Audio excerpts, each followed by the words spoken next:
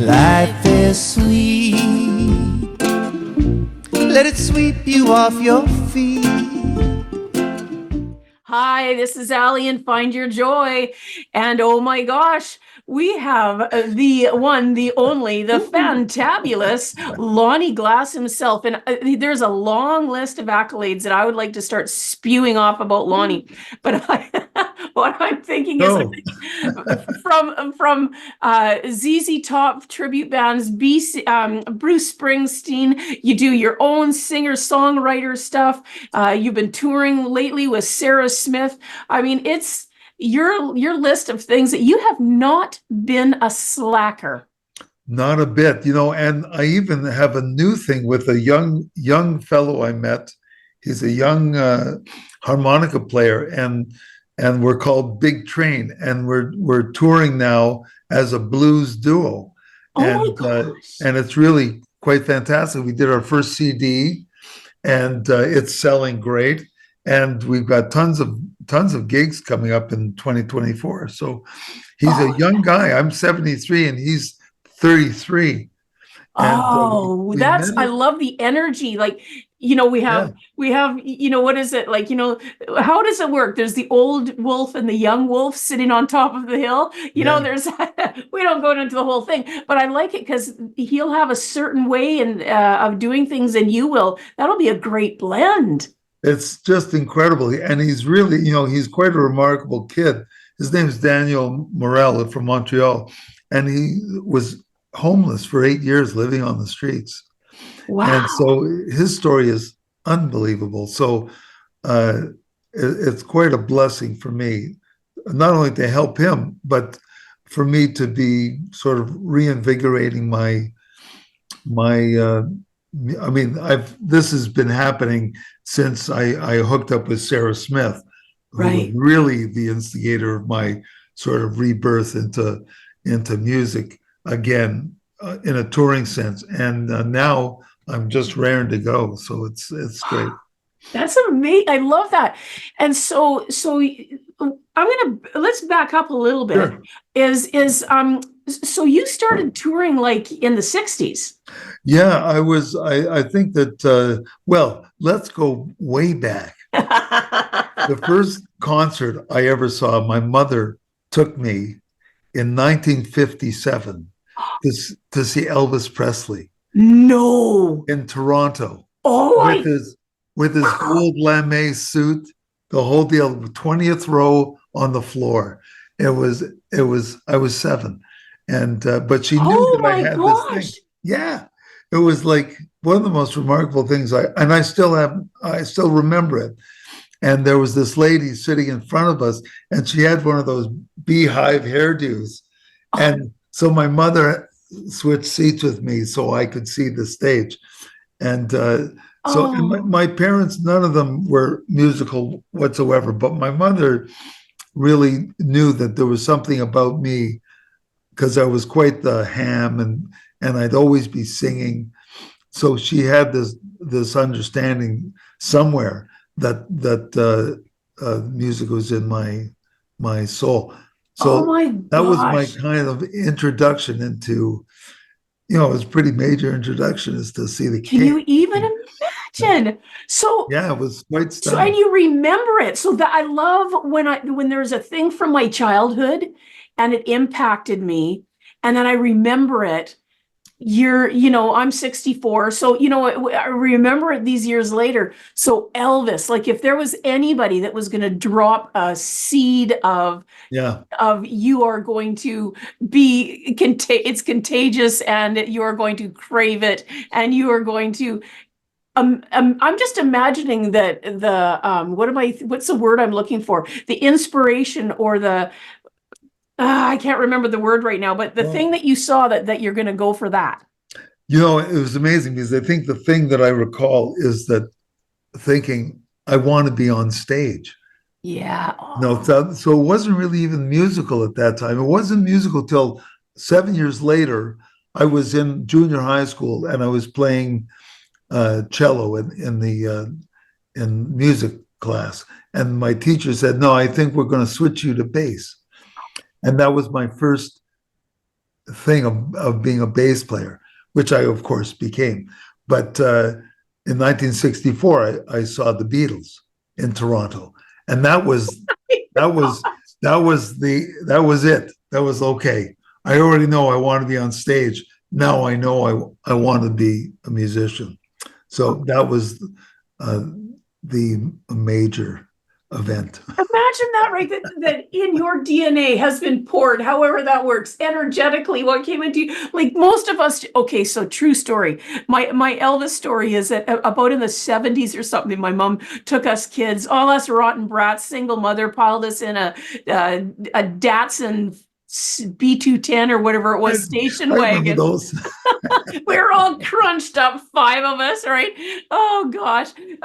But we went down and I looked at the stars things, the little maps to the stars. And there was a place, and we all took our picture out of this house that was Elvis's, right? It was, of course, it probably was not. But that was my claim to fame. How close I got to Elvis was that I got a picture outside of a house that probably was never his. You actually got to see him. Woo! That's and Beatles. So you really saw some of the most incredible world renowned people at a pretty young age, and That was, it was the that 60s. was it. Yeah, the 60s. I'm sure every generation says, well, my group of musicians is it. But, I think that in terms of modern music, contemporary music, I think I was just grew up at the right time for me to be able to see some of these bands that were truly the iconic bedrock Yes. of rock music. And when I was my first foray into music, I was not a bass player. I was a singer, a frontman.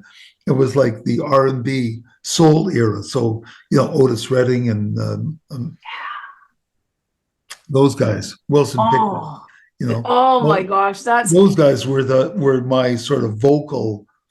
I kind of set my vocal was always very gravelly, so it fit into that genre. And I loved to dance, so I was doing all the James Brown splits and that's believe me, I'd rip myself apart if I tried.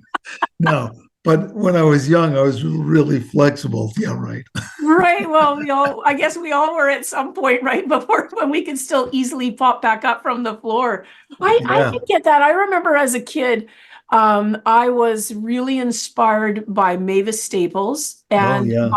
by Janis Joplin. Those were the two who, for me, that doesn't mean I didn't have Donny Osmond posters on my wall and Yeah. David Cassidy. I still have that. But when I was singing with my hairbrush in the mirror, it was Mavis Oh, and yeah. Well, Janice for you can sure. tell. I mean, your voice is just. I've told you this before, but I'll tell the audience that, you know, I think probably my favorite voice that I've heard, like in that genre here in this town for sure, was I used to always couldn't wait till Ali got up at the V Lounge to Oh, sing because it was like, ooh, here we go. well, Yeah, that's very kind. one of Thank my you. great memories. I'll stew in that for a little while. I still have actually a picture that Lainey Sanders took of you singing and I'm playing bass. How I'll fabulous. I'll send you it. I would love to see that. It's Well, killer.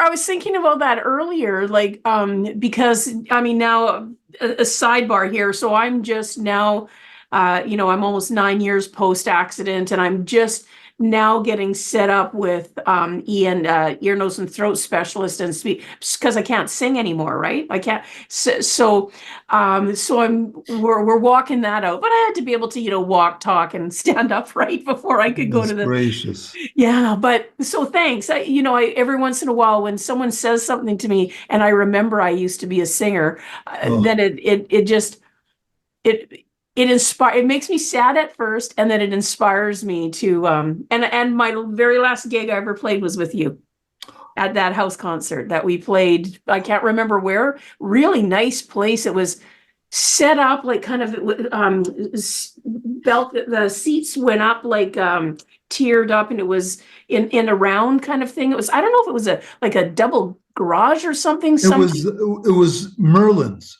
house concert. It was the house concert. Yeah, yeah. Yeah, it was at Merlin's. It's like a little amphitheater Yes, it was beautiful. vibe. Yeah.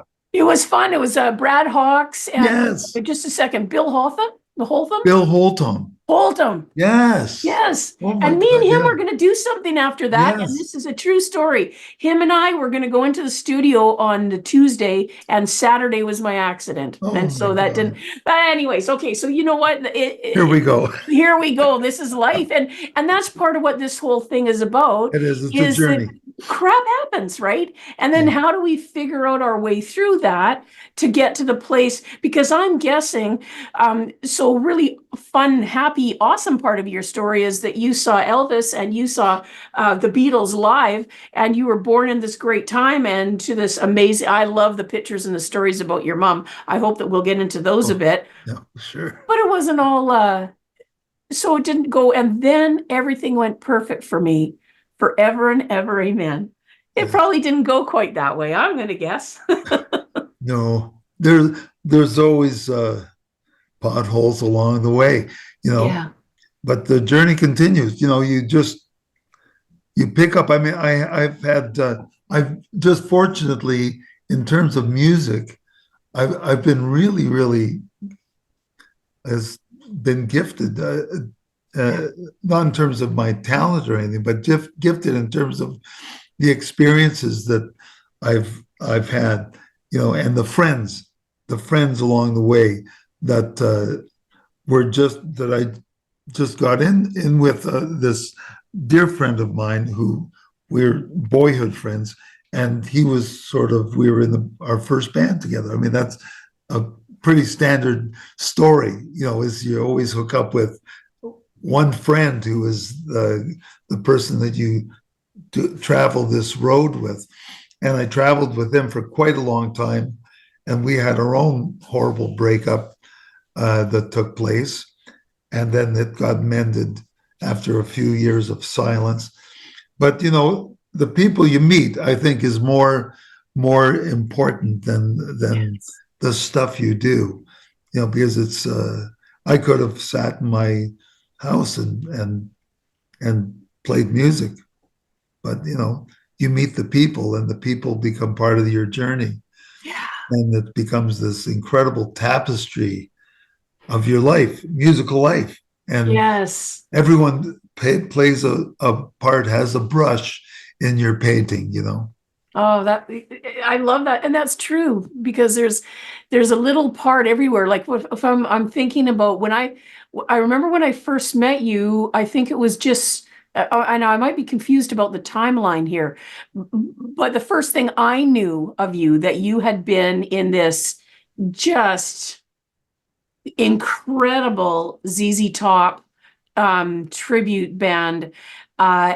When did that? So what years would those? That have was been? 1984. It was I had just come off the road. I was on tour with this really fantastic guitar player named Billy Durst, and we had done a 9-week Canadian tour. And when I got home, when we were rehearsing, Billy had said, "Lonnie, I don't want to just do this all my own solo stuff, my own stuff." It was a full band.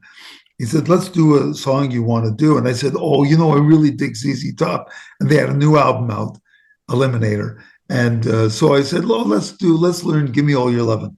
So we did that, and it would be like of course, all the crowds across Canada. This was a brand new album of ZZ Top's, so it was huge. So of course, when I sang it and played it, the crowds would go crazy, and at the end, all along this tour, I kept thinking, "Gee whiz, Lonnie, you sound just like Billy Gibbons, the guitar player." Yeah. So that was stuck in my head. So when I got back off the road with Billy, I went back to my boyhood friend, who was a great guitar player, and I said, "John, let's do some ZZ Top. Let's get a band together and we'll do some ZZ Top. So we started rehearsing, generic cover songs. But, we had about 6 ZZ Top songs, and it was like we would look at each other and go, wow, like these are unbelievable. The other ones are good. These are incredible. Because my Right. friend John always learned everything perfect. So it was the exact tone, the exact notes. So it was like, okay, let's get a drummer. We're going to do a ZZ Top tribute.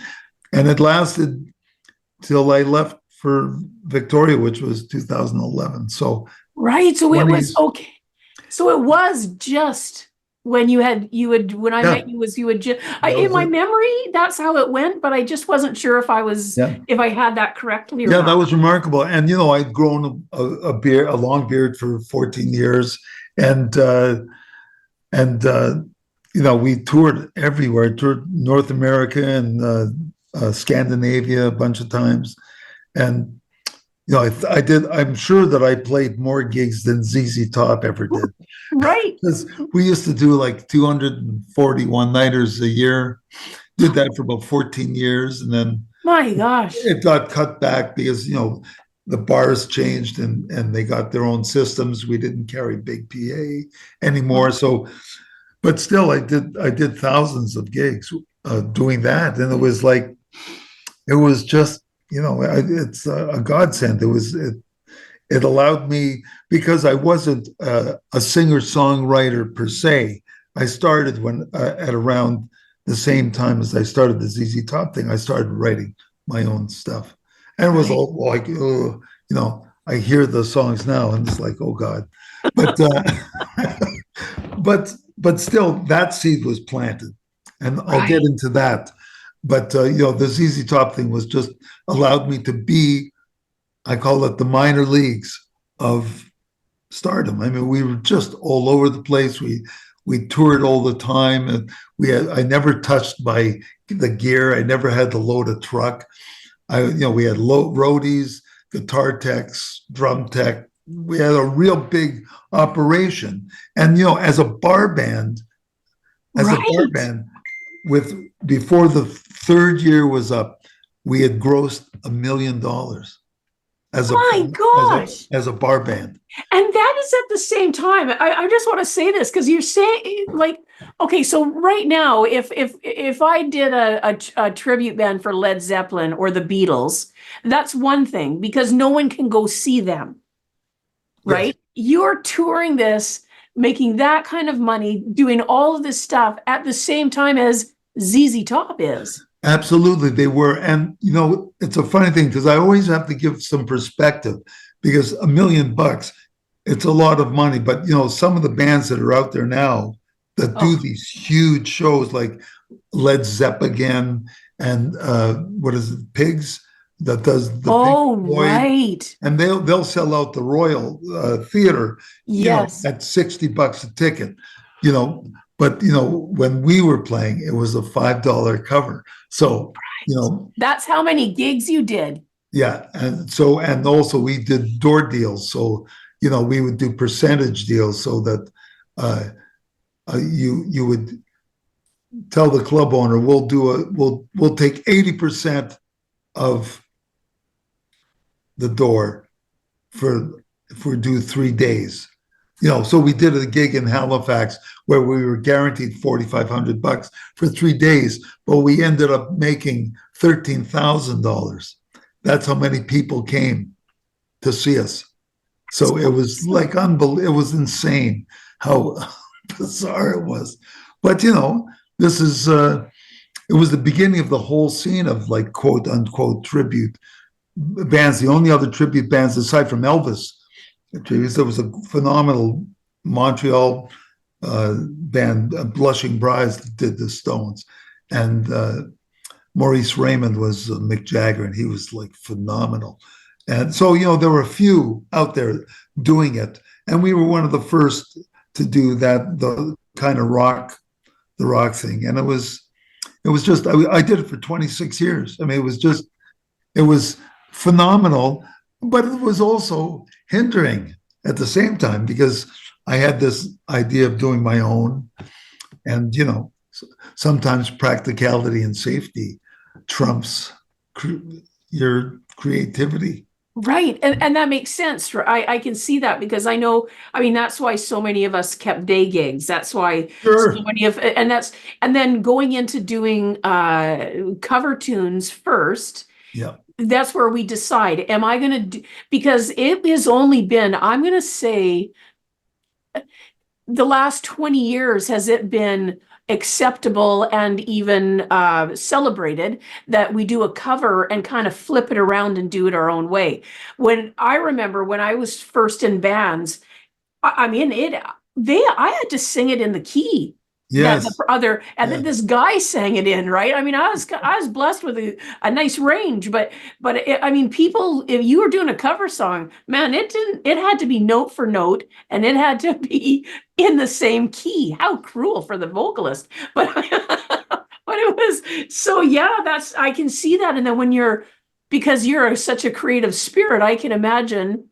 Right. I mean, you're paying a mortgage and raising kids and doing all this stuff with that kind of money. And that's going to be a hard sell back at home to say, I could be making $50 a night in a coffee shop doing my own music. That's true. And, then this flips nicely into, like, it was 1973. And my wife was an American. She's a Canadian now, but she moved here from Detroit. I met her in university in Michigan, and so she came, and I had a dear friend who I still have as a dear friend, who was a unbelievable songwriter, and I mean he's a Canadian treasure, really. His name's Eddie Schwartz, Oh, and yeah. Eddie is like a brilliant songwriter, and I mean his big hit was "Hit Me with Your Best Shot," Pat Yes. Benatar. But I actually was the very first person to ever hear that song because Oh, he and I were a duo, and I played string bass, and he played acoustic. We did all his original music, and and he said, "I got this new song, Lonnie. It's called Fire Away."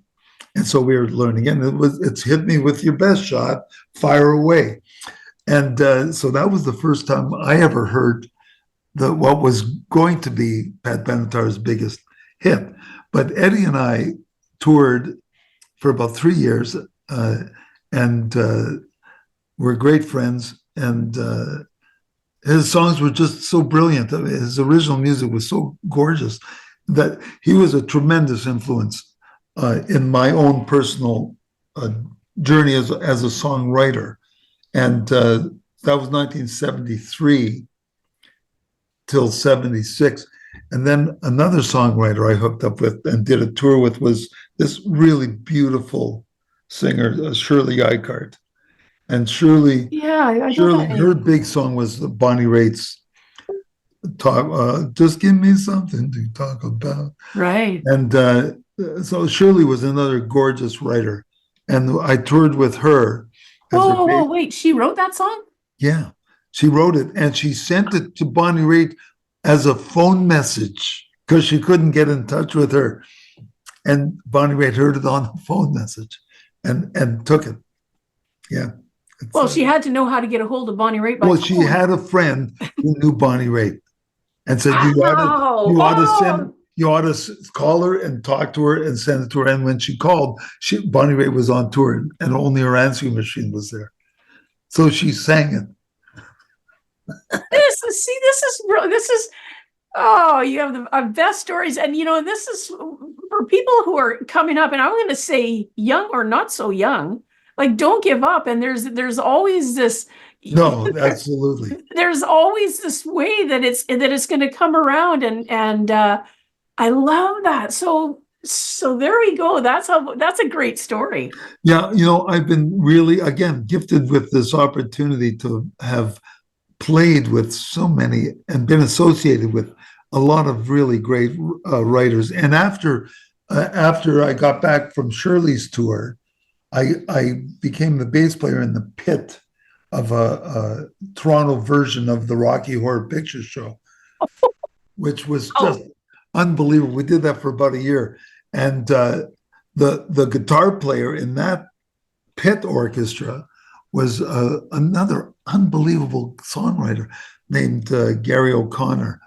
And he was in an amazing tribute called Liverpool, which was Toronto's biggest Beatles tribute. Right. And Gary was just this remarkable, incredible guitar player and unbelievable songwriter in the rock genre. And he sold a couple of huge hits to 38 Special, a rock band, Southern rock band. And their biggest hit was Gary wrote. So I was now switched into this inspiration from a rock perspective. Eddie Schwartz was more acoustic singer-songwriter. Right. But Gary O'Connor was more like he was a songwriter he wrote for others. That was his gig. Although, Eddie wrote for Joe Cocker, the Staples Singers, you name it. Goodness. Brothers. So he was, and he doesn't write any longer, but he's huge in songwriting craft and helping musicians get their due. So songwriters. So I figured the next step for me was, well, hell. That's right. How about I can be a songwriter?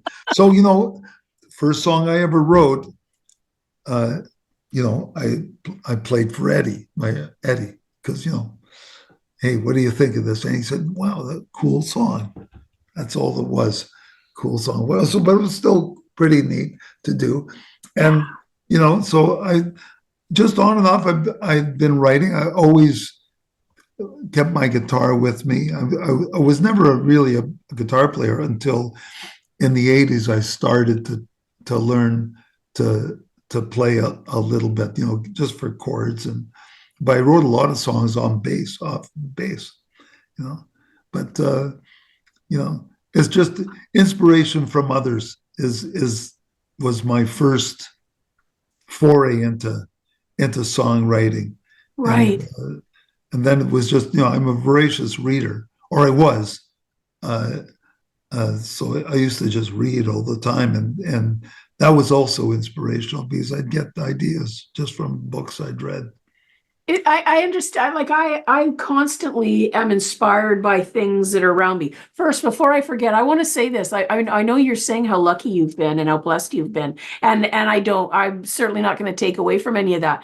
But other than being an incredibly disciplined and skilled player, you're one of the nicest people to work with. Like your energy on stage is like I'm going to say this, everybody who plays with you, you make us all feel like we're superstars or something. Like that's just probably how I'm going to guess that's just who you naturally are. I don't really know. You are a person who is a springboard for others. You're a person who's a cheerleader. You see something in someone and man, you just call it to life. And I wanted to say that because that's been my experience with you, whether I've been actually working in a gig with you or if I've been at a jam or something like that. It's like Lonnie comes in and all of a sudden, it's the little engine that could. Like I thought I was going to be okay. And then all of a sudden I'm like, damn, I'm pretty good now. Ali, I have I have a very specific thing that happens to me. And this actually goes more with drummers than anyone else. I have this thing with drummers. And every drummer I've ever played with has had incredible things happen to them in their careers, and I'll take the accolades for that. My dear friend, his name's Gary Craig, phenomenal drummer. Yeah, and we played together quite a lot, and he would always ask me advice. When he was going on tour with some band, he'd talk about it. He'd let me hear the music, blah, blah, blah. And I'd say, oh, that's a great band. And, he was playing with this heavy metal band in Winnipeg on tour. And an opportunity came up. Oops, I think you lost me. Do you still hear me? No, there I am. There you are. I always have to tap my computer because it's such an old thing. Anyways, I told Gary he got an offer to come back and play with this band that was a very pop songwriting oriented band. And he asked me what I thought. And I said, Gary, you got to leave the heavy metal band. They're always going to play that circuit. But this band in Toronto, they're really quality, great songwriting. And I think they're going to go somewhere. They were called the Arrows. Oh, and they had a few hits. And so Gary left the band. And as he flew, but when he got into Toronto, the original drummer from the Arrows decided he didn't want to quit. So my friend is left without either gig. So he calls me. He's so bummed. And I said, Gary, one door closes, another is going to open. You're a great player. Something's going to happen. And literally the next day, he got a call to audition for Anne Murray, the songwriter. Yes. Singer-songwriter. Canadian icon. So because her drummer, Bjorn Anderson, had left to be with Alana Miles. And Gary got the gig, played with Anne for 26 years. Oh my goodness. But the amazing thing about that is, like, Anne is schlock, it's schlock pop, but she's amazing. Yes, amazing. absolutely. So, and so Gary just shifted from playing rock into this really intensely organized, arranged Vegas kind of drumming. Yes. So out of that, he got Bruce Cockburn, hired him. The amazing thing with Anne was he would do 75 or 80 gigs, but she kept him on retainer all year. So he was making like $1,250 a week all year, regardless of whether he play or not. So he has all these opportunities to go and do other things. He got Tom Cochrane. He did, he just was able. Yes. Well, because now he's in that arena, always, right? Yeah, he'd always call me and ask, hey, man, what's your advice? Bruce wants to take me on a world tour, Cockburn. And I said, you know what? Don't do it. He said, why? I said, because you have Anne Murray's gig. If you leave that gig, someone else is going to do it. You'll come back off of a road gig with Bruce Cockburn. You'll have a fantastic tour jacket that he'll give you, and you'll be back playing bars. Yes. That's really good business sense.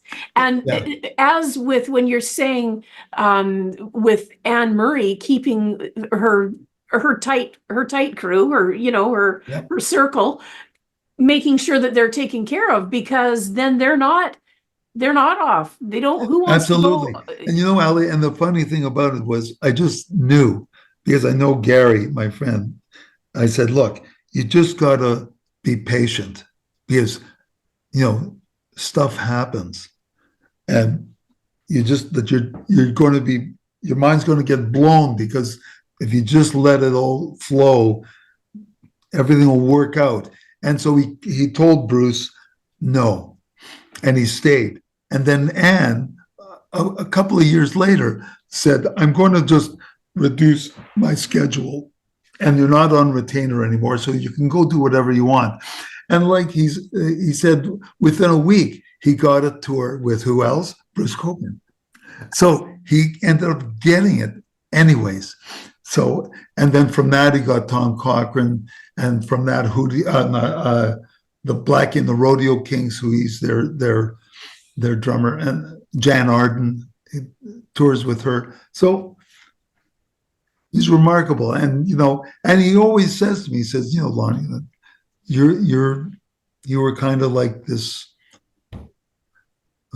person that was just saw where I could be, and helped me to direct me towards that. And this has happened with other drummers as well. I won't get into the No, details.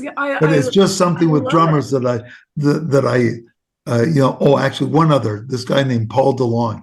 He's like one of Canada's unbelievable drummers. And Paul was with a guy named Kim Mitchell, and Maxwell. We may have heard of him. Yeah. So he was touring with Kim. So he was on the road in the States doing tours, and he got back off the road, and Kim was going into writing mode, so he had nowhere to go, and he was looking for a gig. So my band Tres Hombres, the ZZ Top thing, the drummer wanted to take a break or leave, and so I called Paul. I said, "Hey, Paul, I know you're like a jazz guy and you play heavy rock. You want to play?"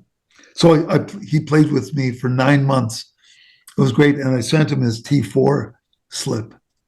And he called me. He said, "Lonnie, I think you made a mistake because the amount."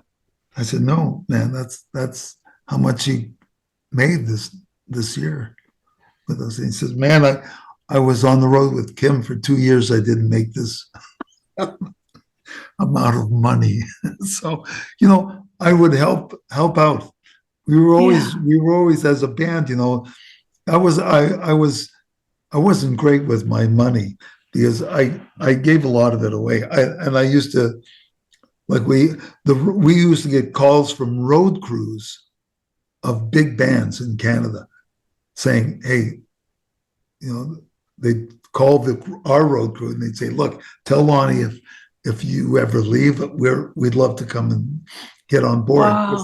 Everyone knew that I took care of the guys really, really well. Yes, because you are a generous. Their jobs were unbelievable, and that's sort of the people behind the scenes of music that we don't ever give a minute's notice, a moment's notice. And these guys are just the horses that run the machine, and they're great. And I've always done my best to take care of the folks that that work for me in those situations. So that was always something I always tried to be sure of, to maintain a healthy relationship. Although I will throw this out, I've changed, Ali, over my life, but believe me, there's plenty of garbage bags filled with stuff I've done that I'm no longer regretting them because I made amends, over my life. When I left Toronto, I made sure to clean up all the situations because I didn't want to leave those, endings are not bad, but bad endings are terrible. Yes. Yeah, that's the thing, right? It's, what, because I can just feel us, we're going to be able to go, I want to pick this right up, but I would like it to be in our next episode if you have time for that. Oh, you're kidding. Okay? That's awesome. If you've got time, I got a million of them. Well, I've got nothing planned till Friday, so great. That's awesome. Well, everybody, thanks so much for coming and hanging out with us today. Lonnie Glass, you are a treasure. Hey, we'll get into the Civil War next. Oh, that's awesome. I'll have to pull Dave into here and I'll tell you why later, but that'd be awesome. Oh my gosh. Well, this is Ali and Find Your Joy. Thank you so much for hanging out. And Lonnie, thank you. And do remember to find your joy in. You are loved. Thanks so much for joining me today. If you found a piece of your joy in this episode, I would love to hear about what came up for you so that we can continue to grow the impact of this show. Thanks again. See you soon. And remember, find your joy.